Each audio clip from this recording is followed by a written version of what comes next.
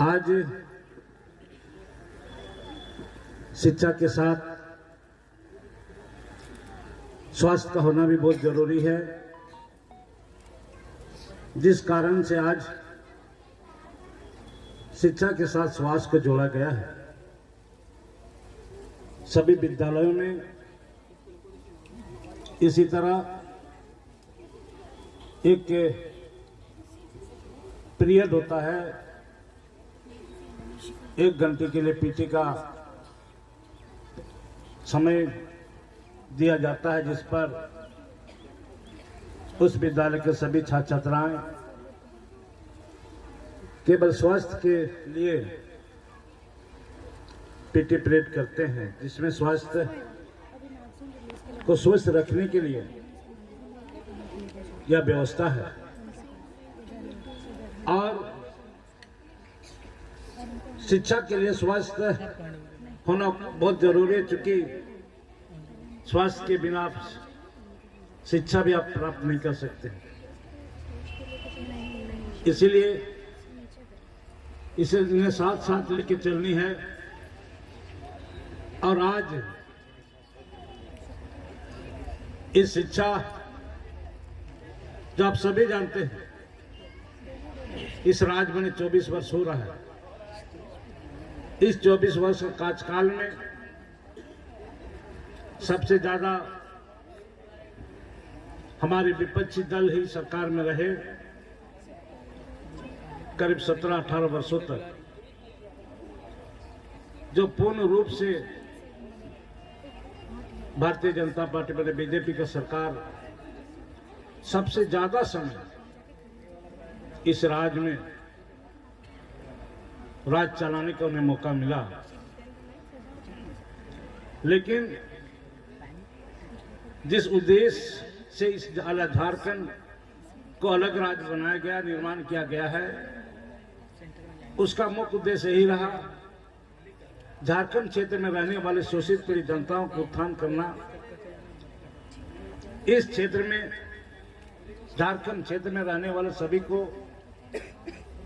अपना हक अधिकार दिलाना, भाषा संस्कृति को बचाए रखना, जल जंगल जमीन को बचाए रखना, और इस राज्य में बेहतर शिक्षा के माध्यम से इस राज्य के तमाम लोगों को उसका भविष्य उज्जवल करना है। झारखंड अलग राज्य करने का और संघर्ष का मतलब ही यही रहा। लेकिन आज देखा जा रहा है, पूर्ण रूप से झारखंड खनिज संपदा से भरा हुआ पूर्ण राज्य है, लेकिन इस राज्य के रहने वाले लोग अभी भी 28% लोग अशिक्षित है। और हमें जरूरत है कि आज इस राज्य में जब तक हम 100% लिटरेसी नहीं लाएंगे, तब तक हम राज्य का संपूर्ण विकास का सपना जो हम देख रहे हैं, वह सपना भी मेरा अधूरा रहेगा।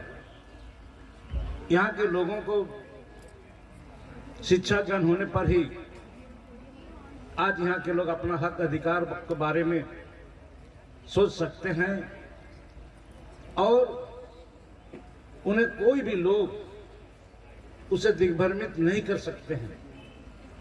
आज हमारे झारखंड के लोग दिग्भ्रमित होते हैं, उसका एक ही कारण है, उसका अशिक्षित होना। अशिक्षित होने के कारण ही आज हमारे झारखंड के लोग दिग्भ्रमित होकर के विभिन्न लोगों के जो मध्यस्थता करते हैं, दलाल टाइप के लोगों को के साथ वह लोग चले जाते हैं। अगर वही शिक्षित रहते, अपना हक अधिकार जानते, और हमें कहाँ हमारी इस लोग हम कहाँ मिसयूज हो रहा है, कहाँ हमें किन लोगों के माध्यम से मुझे दुरुपयोग किया जा रहा है, यह बात की समझदारी तो कम से कम रहना चाहिए। इसके लिए तो ज्ञान अर्जित होना बहुत जरूरी है। वो शिक्षा विभाग का जिम्मेवारी मिला था, और उस समय करीब 1.5 महीना के कार्यकाल में ही इस राज्य में हम उच्च स्तरीय शिक्षा को और बेहतर करने के लिए कई जिले, कई प्रखंडों में मैंने इंजीनियर कॉलेज खोलने का काम किया। करीब 25-30 प्रखंड में डिग्री कॉलेज खोलने का काम किया और कई चीजों में सुधार लाने का भी मैंने काम किया। जैसे हमारे कोऑपरेटिव कॉलेज में कॉलेज के साथ साथ विधि कॉलेज भी चलता है। और जब समीक्षा के दौरान मैंने पाया कि कॉलेज में यहाँ पर कॉलेज भी चलता है और विधि कॉलेज, लॉ कॉलेज भी चलता है और वहां पर 35 एकड़ जमीन है। मैंने कहा 5 एकड़ जमीन को अलग कर दिया जाए और विधि कॉलेज को दिया जाए और उस पर अलग उसका कैंपस हो, अलग उसका मैनेजमेंट हो, अलग व्यवस्था हो।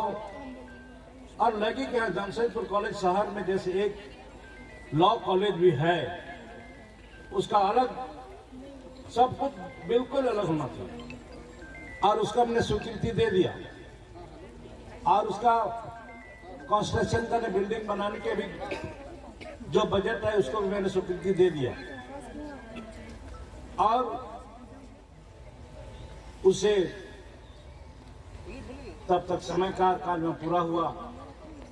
जब मैंने किया तो होगा ही, निश्चित रूप से एक जमशेदपुर में जो लॉ कॉलेज की आवश्यकता था उसको मैंने पूरा किया और बहुत समय आपको देखने के लिए मिलेगा। यहाँ पर एक लॉ कॉलेज होगा, एक अलग एक मिसाल बनेगा, इतिहास बनेगा।